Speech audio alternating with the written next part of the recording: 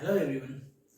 Last lecture में हमने बात की थी कि आयनिक या इलेक्ट्रोवैलेंट बॉन्ड क्या होते हैं और लैटिस एंथैल्पी का कॉन्सेप्ट क्या था। यानी कि हमने स्टेबिलिटी की बात की थी आयनिक कंपाउंड्स और आयनिक बॉन्ड की। अब जब बात कर रहे थे बॉन्डिंग में, बॉन्ड्स की जब बात कर रहे थे तो हमें कुछ पैरामीटर्स पढ़ने होते हैं जिनको हम क्या बोलते हैं, बॉन्ड पैरामीटर्स। क्या बोलते हैं? Bond parameters. ठीक है, इन बॉन्ड पैरामीटर्स को पढ़ना जरूरी है क्योंकि जब भी हम किसी बॉन्ड के बारे में बात करेंगे तो हम क्या करेंगे, हम उसकी बॉन्ड लेंथ के बारे में बात करेंगे, हम उसके बॉन्ड एंगल के बारे में बात करेंगे, हम उसकी बॉन्ड एंथैल्पी के बारे में बात करेंगे, हम उसके बॉन्ड ऑर्डर के बारे में बात करेंगे। और ये चारों ही चीजें आगे बहुत बहुत ज्यादा इंपॉर्टेंस है इन चीजों की। आगे जब हम थ्योरीज पढ़ेंगे केमिकल बॉन्डिंग की, नेक्स्ट हायर थ्योरीज पढ़ेंगे, तब इनकी बहुत इंपॉर्टेंस होगी। तो सबसे पहले चलो देखते हैं कि बॉन्ड लेंथ क्या है। बॉन्ड लेंथ क्या है? अगर जनरल से जनरल डेफिनेशन को अगर बोलूं तो it is the length of A chemical bond. Simple, सबसे सिंपल डेफिनेशन क्या है कि ये एक केमिकल बॉन्ड की लेंथ होती है। अब केमिकल बॉन्ड की लेंथ कहां से कहां तक होती है उस चीज को बात करते हैं। Bond length is defined as the equilibrium distance. इसकी एक्चुअल डेफिनेशन की बात करें तो डेफिनेशन जो है बॉन्ड लेंथ की वो क्या होगी? It is defined as defined as the equilibrium distance. It is defined as the equilibrium distance between. Equilibrium distance, ये एक इक्विलिब्रियम डिस्टेंस होता है किसके बीच? ये होता है इक्विलिब्रियम डिस्टेंस किसके बीच? दो न्यूक्लियाई के बीच। In between the nuclei of the bonded atoms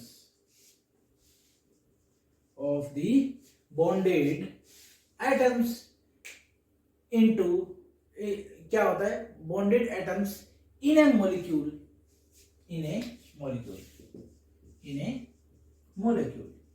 simple सी डेफिनेशन है, बिल्कुल ही सिंपल।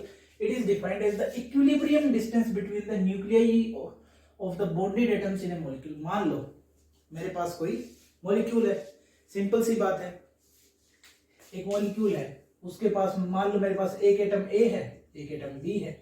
जब ये बॉन्डेड स्टेट में, बॉन्डेड स्टेट में होने का मतलब क्या है? जब ये दोनों एक दूसरे को टच कर रहे हो, ठीक है, तो इनके न्यूक्लियाई कहां होंगे? बिल्कुल सेंटर में इनके न्यूक्लियाई है भी। इसका जो डिस्टेंस है इसको हम क्या बोलते हैं? Bond length. इसको क्या बोलते हैं? Bond length. इक्विलिब्रियम डिस्टेंस का मतलब यहां से यहां तक और यहां से यहां तक अगर नापे इसको तो ये बिल्कुल ही इक्वल आएगा। इक्विलिब्रियम डिस्टेंस दोनों साइड से नापने पे बिल्कुल इक्वल आता हो, irrespective of the size of the atom. की एटम का साइज चाहे कुछ भी हो, मान लो कि ये एटम छोटा है, ये एटम बड़ा है, तब भी कोई फर्क नहीं पड़ेगा। सिंपल सी बात बोल रहा हूं।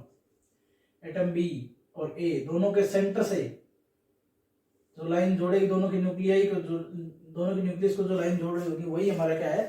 Bond distance. The distance between the two nuclei, they are centre of the two atoms adjoined by chemical bond, ठीक है, is known as bond length.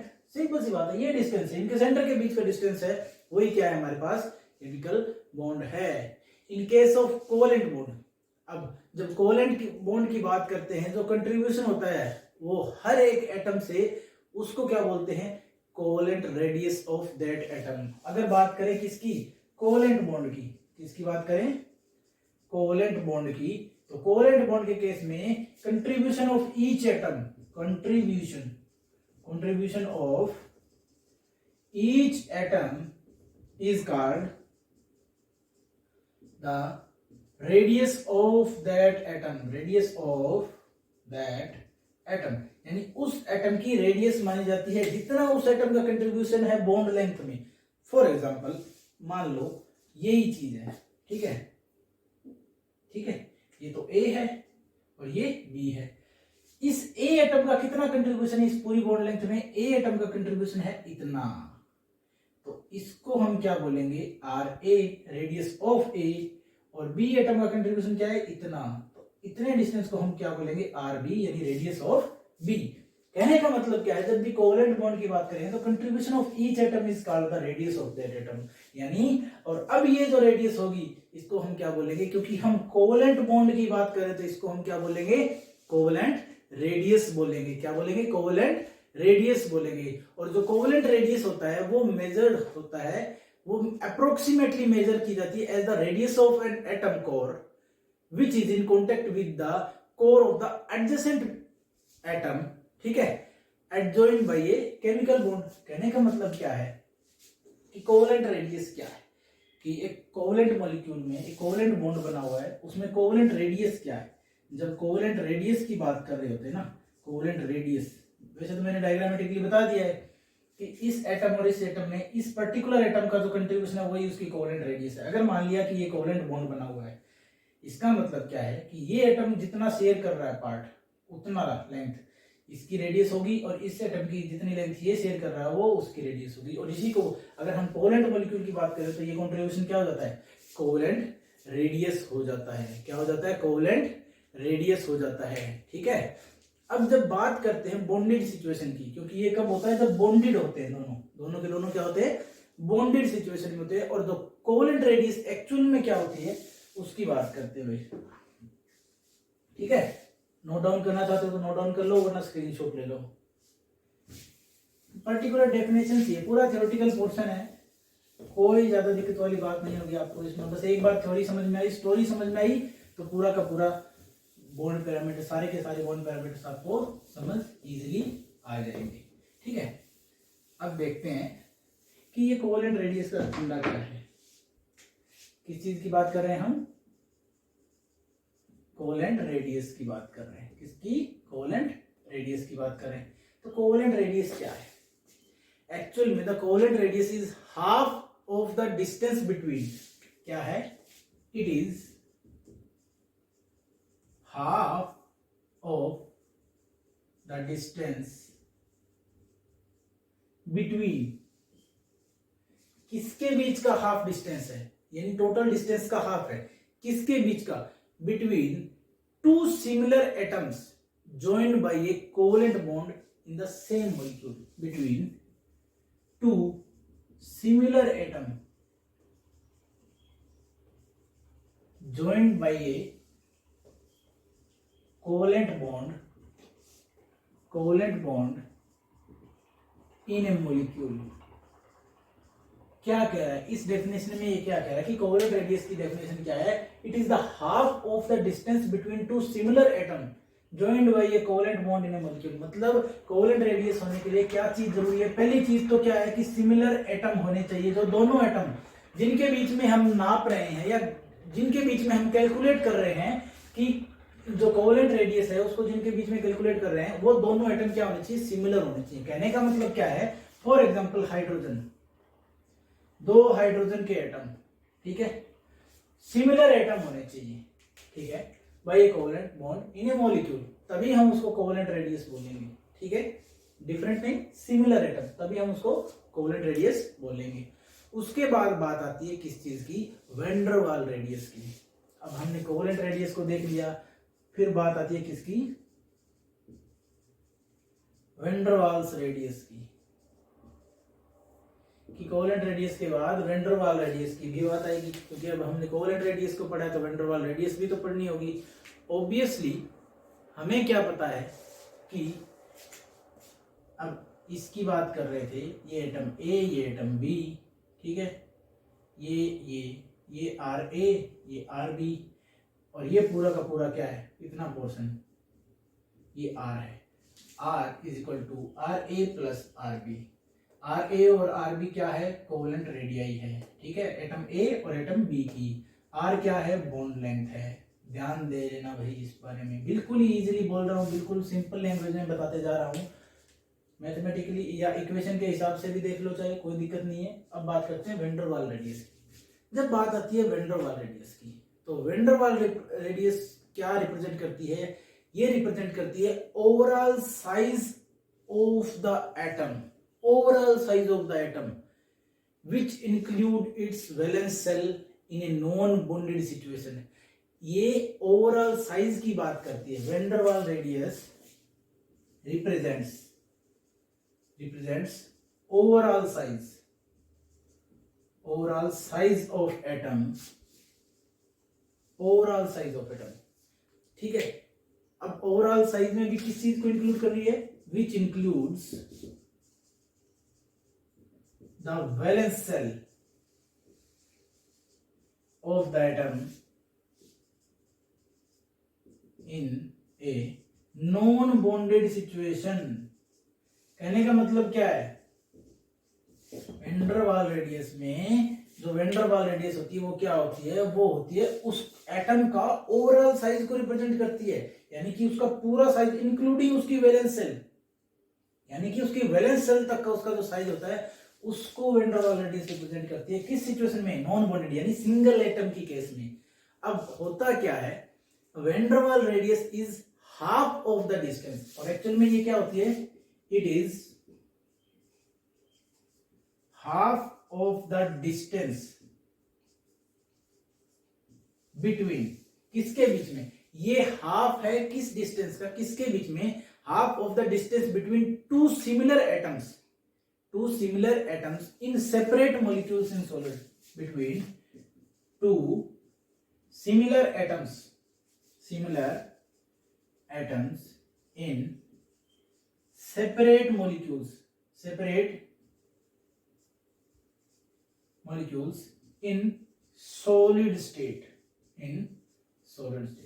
जब कोई दो मॉलिक्यूल अलग अलग हैं सॉलिड स्टेट में, जैसे क्लोरीन, ठीक है, Cl2 की बात कर रहा हूं, क्लोरीन सॉलिड स्टेट में, क्लोरीन गैस सॉलिड स्टेट में, गैसियस नहीं है, क्लोरीन सॉलिड स्टेट में है। अब मान लो इसको कैसे रिप्रेजेंट करते हैं, ठीक है मैं बताता हूं।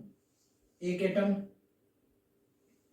दूसरा एटम, और ये इनकी वैलेंस सेल, ठीक है, फिर एक एटम, दूसरा एटम, और ये इनकी वैलेंस सेल। कहने का मतलब क्या है, जो वैन डर वाल रेडियस होगी वो क्या होगी, देखो भाई, कहने का मतलब क्या, इनके सेंटर से जा रही है वो तो क्या होगी, सिंपल, इन दोनों के सेंटर में से तो जा रही है, ये इतना पार्ट क्या होगा, इसकी कोवेलेंट रेडियस होगी, यहां से यहां कोवेलेंट रेडियस, इसके सेंटर से यहां तक कोवेलेंट रेडियस, यहां से लेकर इस पार्ट से लेकर कहां तक, इस पार्ट से लेकर यहां तक इसकी वैलेंस सेल तक, इसको क्या बोलेंगे, वैन डर वाल रेडियस। ये क्या हो जाएगा पोर्शन, वैन डर वाल रेडियस हो जाएगा। वैन डर वाल रेडियस कहां होगी, overall size of atom which includes the valence shell of the atom in non bonded situation. अब देखो दोनों मॉलिक्यूल्स अलग अलग हैं और सॉलिड स्टेट में, यानी सेम एटम होगा, एटम तो क्लोरीन का ही है, लेकिन distance between two similar atoms in separate molecule, लेकिन दोनों के बीच का डिफरेंस है, यहां से लेके यहां तक का डिफरेंस है, ठीक है, इन सॉलिड स्टेट। इसी को क्या बोलते हैं, वैन डर वाल रेडियस, ठीक है। अब यहां पर हमारा बोन लेंथ का टॉपिक खत्म होता है। बोन लेंथ की टेबल भी दी हुई होगी तुम्हारी एनसीईआरटी की बुक में, ठीक है, उस टेबल को देख लेना। जो जनरल बोन लेंथ है उनको याद ही कर लेना, सिंगल, डबल और ट्रिपल के बारे में बात करता है कि ट्रिपल बॉन्ड की बोन लेंथ के बारे में बात करता है, सिंगल। अच्छा चीज, एक चीज और बता देता हूँ यहीं पे ही, कि सिंगल बॉन्ड, डबल बॉन्ड और ट्रिपल बॉन्ड में सबसे छोटा और सबसे बड़ा कौन होता है भाई, कौन सा बॉन्ड लेंथ सबसे ज्यादा होती है, कौन सी बॉन्ड लेंथ सबसे छोटी होती है, ये बताओ मुझे। सोचो 1 मिनट के लिए कि सिंगल बॉन्ड, डबल बॉन्ड और ट्रिपल बॉन्ड में बॉन्ड लेंथ किसकी बड़ी होती है, किसकी छोटी होती है। एग्जाम्पल दे रहा हूं, सिंपल सा ही एग्जाम्पल है, आप लोगों को बस जल्दी से समझ में आ जाएगा क्या है। Carbon carbon single bond, double bond और कार्बन कार्बन ट्रिपल बॉन्ड, इनकी बॉन्ड लेंथ की अगर बात करें, तो कार्बन कार्बन सिंगल बॉन्ड की बॉन्ड लेंथ कितनी होती है, 154 पिकोमीटर होती है, ठीक है, कितनी होती है, 154 पिकोमीटर।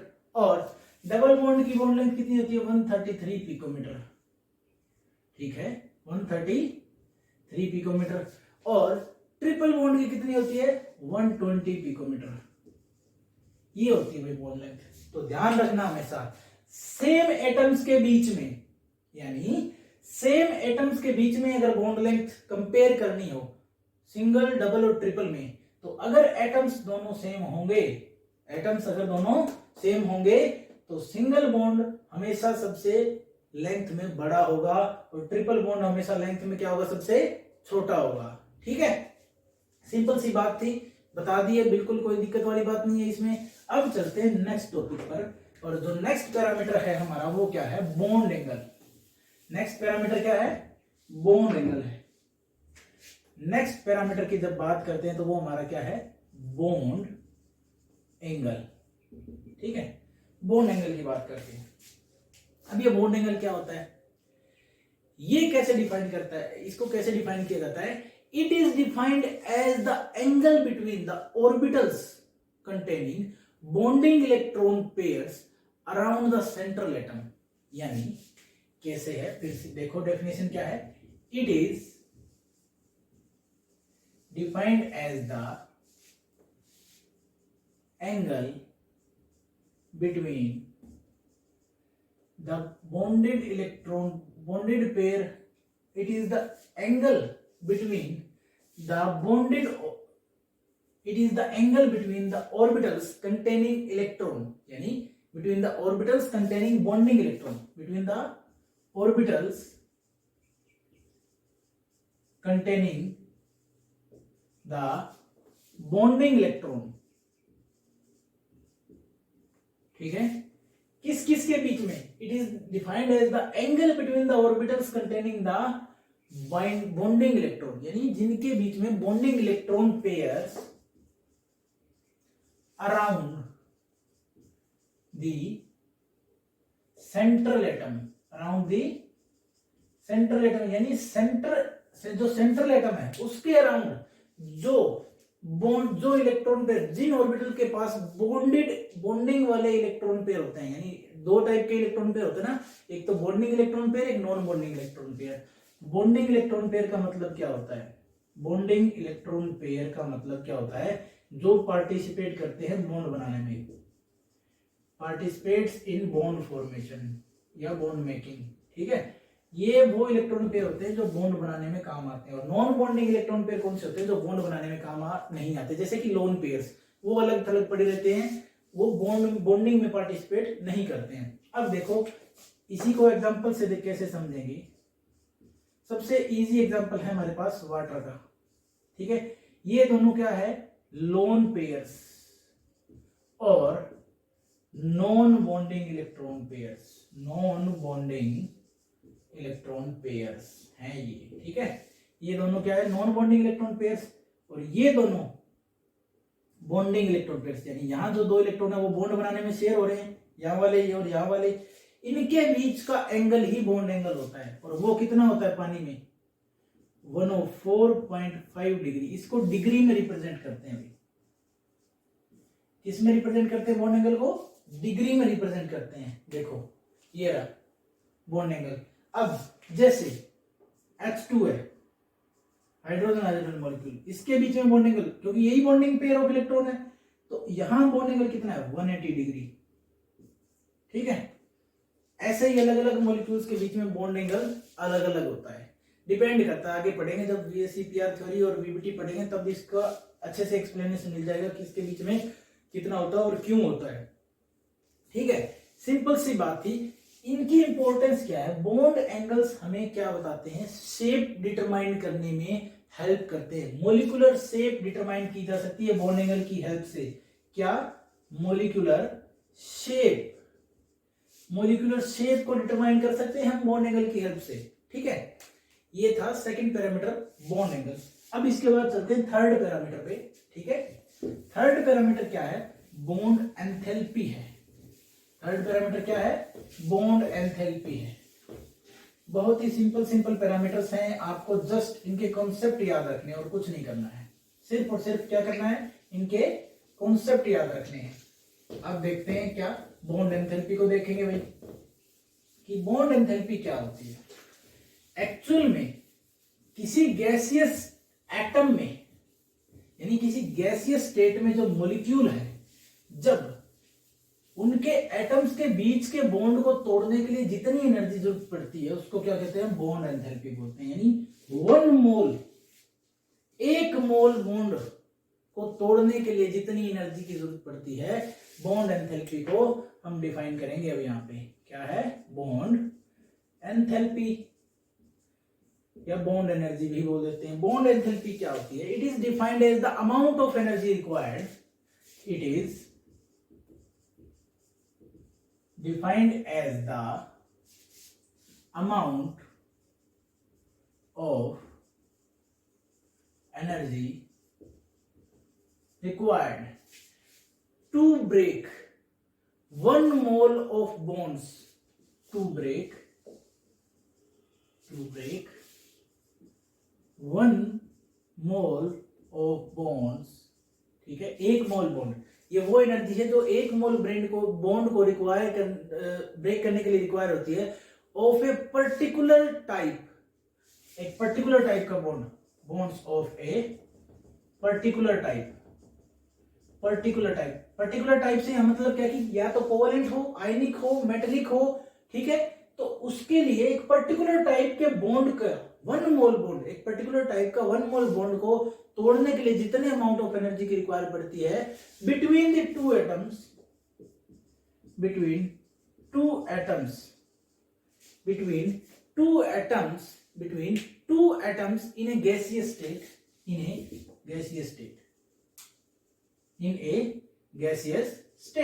इसी को क्या बोलते हैं, बॉन्ड एंथैल्पी। यानी एक गैसियस स्टेट में सेम एक पर्टिकुलर टाइप के 2 एटम्स के 1 मोल बॉन्ड को तोड़ने के लिए जितनी अमाउंट ऑफ एनर्जी रिक्वायर्ड होती है उसी को क्या बोलते हैं, बॉन्ड एंथैल्पी बोला जाता है। क्या बोला जाता है उसी को, बॉन्ड एंथैल्पी बोला जाता है। अलग अलग डेफिनेशंस हैं, अलग अलग डेफिनेशन यही है, टाइप्स अलग अलग है, समझने के तरीके अलग अलग है। जैसे अब मान लो मेरे पास वाटर मॉलिक्यूल है, ठीक है, H2O मेरे पास है, वाटर मॉलिक्यूल, मैंने क्या बोला था, गैसीय स्टेट में तोड़ना है।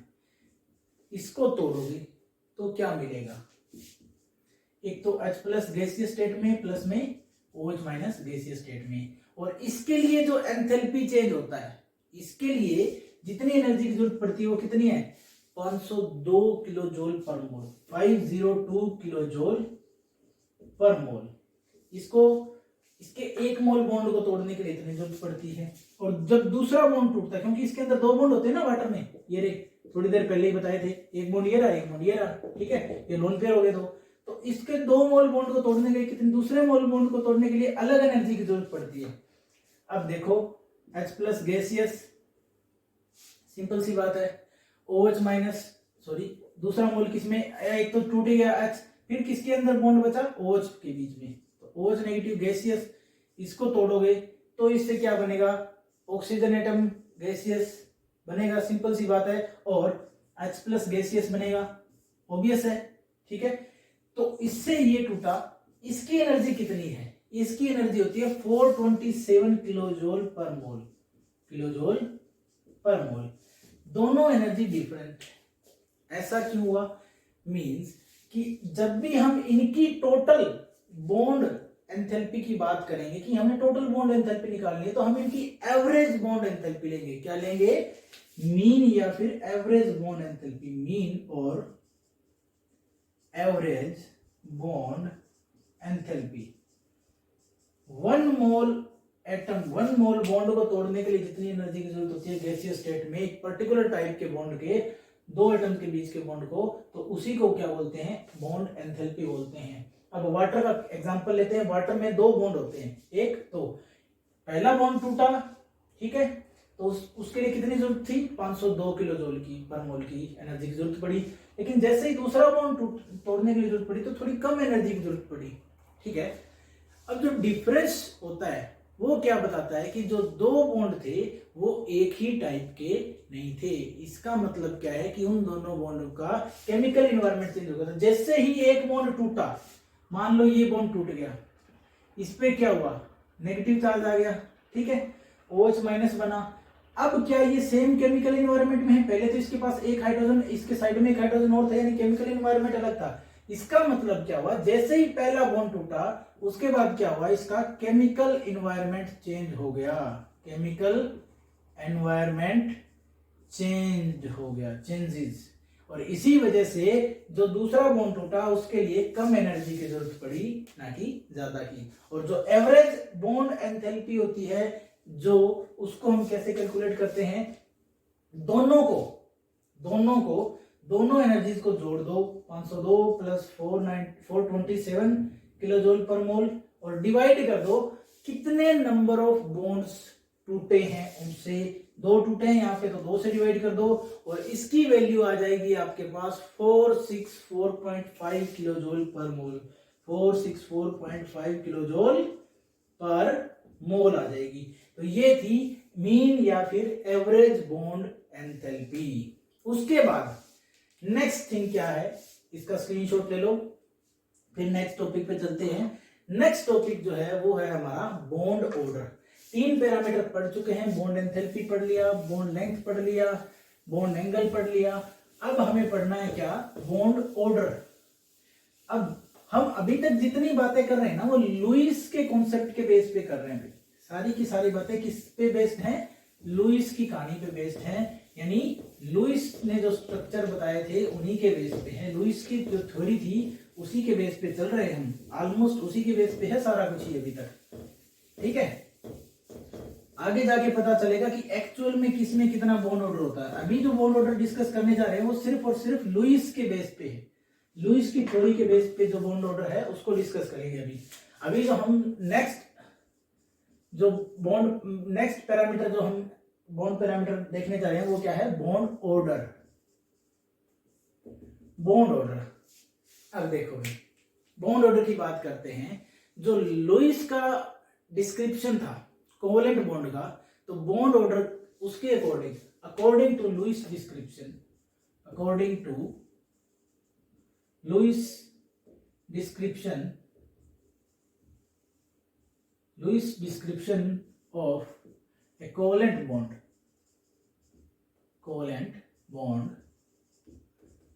the bond order is defined as,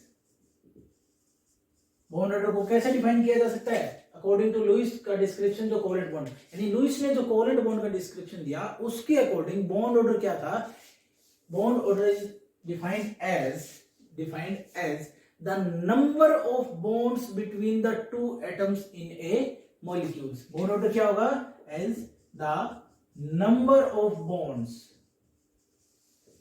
between the atoms of a molecule. यानी एक मॉलिक्यूल में जो एटम्स है उनके बीच में कितने नंबर ऑफ बॉन्ड्स है, उसी को लुईस के अकॉर्डिंग क्या बोला गया, बॉन्ड ऑर्डर बोला गया। जो बॉन्ड ऑर्डर है, फॉर एग्जांपल मान लो H2 है, एग्जांपल ले लेते हैं ना, H2 में क्या है, हाइड्रोजन के बीच में single bond, number of bonds 1, तो इसका बॉन्ड ऑर्डर क्या, 1, ठीक है। फिर हम क्या ले लेते हैं, हम H2 ले लिया, फिर हम ले लेते हैं किसका एग्जांपल, नेक्स्ट एग्जांपल हम ले लेते हैं O2 का। जब O2 की बात करते हैं, O2 में क्या है, ऑक्सीजन के बीच में डबल बॉन्ड है, इसका बॉन्ड ऑर्डर क्या हुआ, bond order is equal to 2। और फिर हम बात कर लेते हैं किसकी, N2 की। N2 में क्या होता है, N2 में बॉन्ड ऑर्डर कितना आएगा, 3, क्योंकि N2 में क्या होता है, ट्रिपल बॉन्ड होता है, तो बॉन्ड ऑर्डर क्या आ जाएगा इसका, 3। ये तो था लुईस के अकॉर्डिंग, कि उसने कोवेलेंट बॉन्ड को जैसा डिस्क्राइब किया था उसके बेस पे उसने क्या कहा कि बॉन्ड ऑर्डर जो होता है वो कैसे डिफाइन किया जाता है, उसको कितने नंबर ऑफ बॉन्ड बने हुए हैं दो एटम्स के बीच में एक मॉलिक्यूल में, यानी एक मॉलिक्यूल्स में जो एटम्स हैं उनके बीच में कितने नंबर ऑफ बॉन्ड्स बने हुए हैं, उन्हीं को बोलते हैं क्या, बॉन्ड ऑर्डर। अब यहाँ पे एक ध्यान देने वाली बात क्या है कि आइसो इलेक्ट्रॉनिक मॉलिक्यूल्स और आयंस जो होंगे उनका आइडेंटिकल बॉन्ड ऑर्डर होगा। कहने का मतलब क्या है, आइसो इलेक्ट्रॉनिक, मैं बता चुका हूं आइसो इलेक्ट्रॉनिक क्या होते हैं। Iso electronic species have same bond order order, इस बात को बॉक्स बना लो, फोल्डर न्यारा सेट कर लो। आइसो इलेक्ट्रॉनिक का मीनिंग क्या होता है? जिनके पास सेम नंबर ऑफ इलेक्ट्रॉन हो, सेम नंबर ऑफ इलेक्ट्रॉन जिन स्पीशीज के पास होते हैं, टोटल नंबर ऑफ इलेक्ट्रॉन जिनके पास सेम होते हैं, वो क्या होते हैं? आइसो इलेक्ट्रॉनिक स्पीशीज होते हैं। जैसे F2 and O2 minus, O2 2 minus क्या है? एग्जांपल क्या है? F2 एंड O2 2 माइनस, दोनों का बॉन्ड ऑर्डर सेम रहेगा। हैव बॉन्ड ऑर्डर 1, दोनों के पास बॉन्ड ऑर्डर क्या रहेगा? इनका 1 ही रहेगा bond order. F2 O2 2 minus, और दोनों के दोनों क्या है? आइसो इलेक्ट्रॉनिक है। ठीक है, एक जनरल कोरिलेशन है जो यूजफुल है किसके लिए? Understanding the stabilities of molecules. इसके द्वारा बॉन्ड ऑर्डर से हम क्या समझ सकते हैं? स्टेबिलिटी समझ सकते हैं मॉलिक्यूल्स की। कैसे? देखो, with increase in bond order, जैसे जैसे बॉन्ड ऑर्डर इंक्रीज होता है, बॉन्ड एंथैल्पी इंक्रीज होती है। यानी बॉन्ड ऑर्डर, यहां लिख रहा हूं, bond order directly proportional to क्या है? Bond enthalpies. यानी जैसे ही बॉन्ड ऑर्डर इंक्रीज होगा, ये भी इंक्रीज होगी। अगर ये डिक्रीज हुआ तो ये भी डिक्रीज होगी। सिंपल है। तो पहला क्या है कि बॉन्ड ऑर्डर और बॉन्ड एंथैल्पी एक दूसरे के डायरेक्टली प्रोपोर्शनल है। लेकिन जैसे जैसे बॉन्ड ऑर्डर इंक्रीज होता है, बॉन्ड लेंथ डिक्रीज हो जाती है। यानी कि बॉन्ड ऑर्डर